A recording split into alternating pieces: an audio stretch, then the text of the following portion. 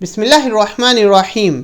سوال پوچھا گیا کہ جو احباب کسی عذر کی بنا پر رمضان کے روزے نہیں رکھ پاتے یا وہ لوگ جو دائمی مریض ہیں اور فدیہ ادا کر رہے ہیں، کیا ان کو بھی صدقہ فطر یعنی فطرانہ ادا کرنا ہوگا؟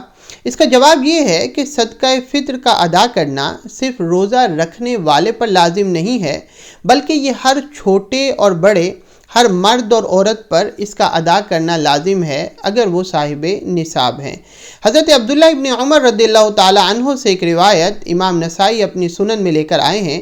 وہ فرماتے ہیں، فرض رسول اللہ صلی اللہ علیہ وسلم صدقۃ الفطر علی الصغیر والکبیر والذکر والانثی والحر والعبد، کہ آقا علیہ الصلوۃ والسلام نے ہر چھوٹے اور بڑے، ہر مرد اور عورت اور ہر آزاد اور غلام پر صدقہ فطر کا ادا کرنا لازم کیا ہے۔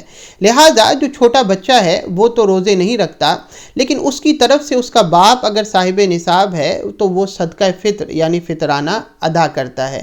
لہٰذا جو احباب کسی عذر کی بنا پر روزے نہیں رکھ پاتے یا وہ لوگ جو دائمی مریض ہیں اور فدیہ ادا کر رہے ہیں، انہوں نے بھی اپنی طرف سے صدقہ فطر ادا کرنا ہے اگر وہ صاحب نصاب ہیں۔